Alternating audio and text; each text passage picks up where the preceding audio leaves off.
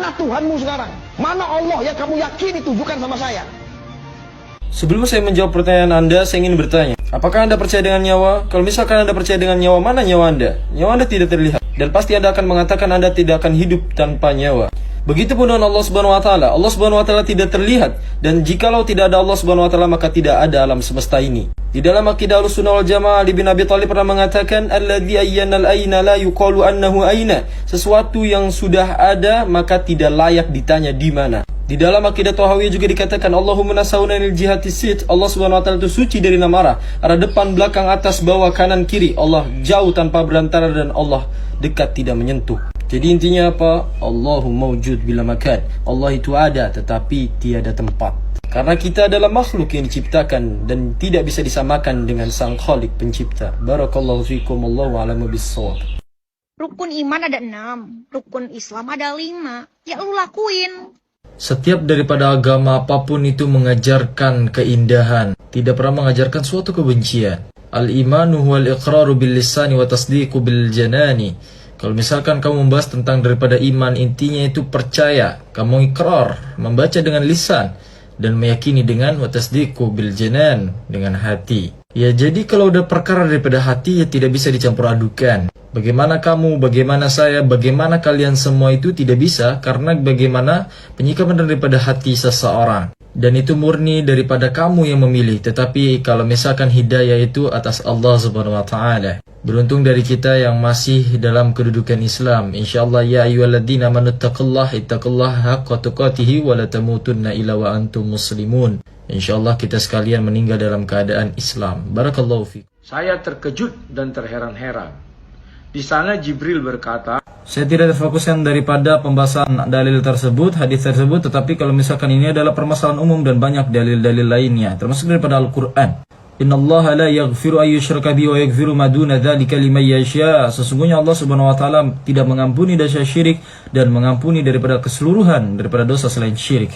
Jadi situ dicamkan bahwasannya diampuni. Kalau misalkan dikatakan masuk surga, kalau dia telah ada iman di dalam hatinya, kemudian dia mengucapkan daripada syahadat la ilaha illallah Muhammadur Rasulullah, dia bersaksi atas daripada keesaan Allah dan Nabi Muhammad adalah utusan Allah, dia masuk surga karena ada keimanan sedikit di hatinya, tetapi dicuci dulu di neraka. Maka hitungan daripada kamu masuk surganya itu perlu dipertanyakan. Apakah kamu langsung masuk surga dengan modal daripada keimanan kamu percaya saja? Maka tidak cukup daripada itu, ya. Syukran, barakallahu fikum, wallahu a'lam bissawab. Bang, kata siapa?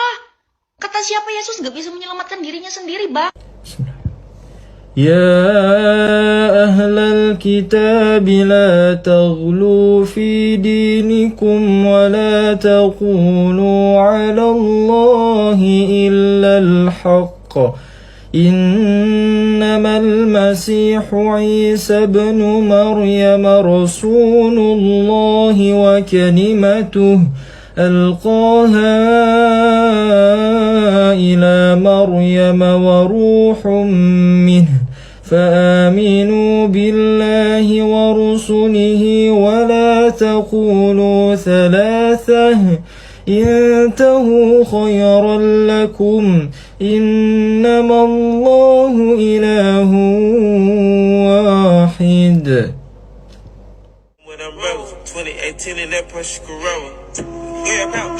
Man la syaikhu lahu fasyaitanu syaikhuhu. Barang siapa yang belajar tanpa guru maka setanlah gurunya. Maksudnya apa? Ini adalah pandangan daripada perspektif dalam menuntut ilmu agama. Karena hakikatnya nanti dalam kitab daripada Ta'lim Muta'alim karangan Imam Burhanuddin Az-Zarnuji nanti dibahas juga tentang daripada Mukhtarul Ustad, cara memilih ustad, cara memilih seseorang guru. Karena hakikatnya daripada runtutannya seperti ini. Misalkan seseorang yang tidak tahu sama sekali maka dia akan mempelajari. Misalkan saya belum bisa baca, kemudian saya belajar dengan guru saya karena saya bisa karena guru saya.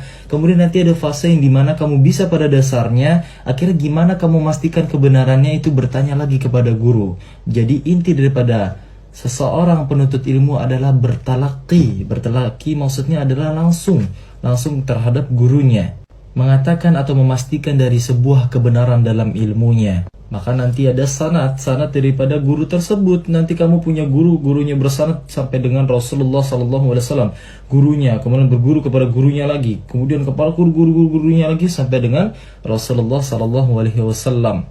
Karena hakikatnya inilah yang paling daripada rentan. Kenapa? Yang dipermasalahkan mungkin sekarang di Google itu gampang, di searching apa aja ada, tetapi benarnya itu loh. Yang dipermasalahkan adalah kebenarannya, maka harus bertalaki kepada guru. Apalagi disebutkan pertama adalah akidah, akhlak, baru ilmu yang lainnya. Jadi seperti itu. Barakallahu fikum, wallahu a'lam bishawab. Ini wajah tuh pakai ini, nggak pakai ini, langsung wajah tuh wajahiyah. Ini wajah tu wajahiyah. Saya menemukan ada 3 dalil yang menjelaskan dengan menggunakan ini wajah tu. Walaupun ada ulama yang mengatakan langsung wajah tu, tetap saya menaruh ulama di atas kepala saya. Tetapi ketika ada kebenaran yang perlu saya sampaikan, maka saya akan sampaikan. Ada 3 dalil dari Imam Tabarani dalam kitab Mu'jamul Kabir, dari Imam Baihaqi dalam kitab Syu'abul Iman, dari Imam Ibnu Sam'un Al-Baghdadi dalam kitab Mali. Dalil ini digunakan ini wajah tu untuk doa istiftah dalam salat. Dari Imam Tabarani dalam kitab Mu'jamul Kabir nomor hadis 928, An Abi Rafi' radhiyallahu anhu qala waqa'a ilayya kitabun fihi istiftahu Rasulillah sallallahu alaihi wasallam kana idza kabbara qala inni wajjahtu wajhiya ila akhirih.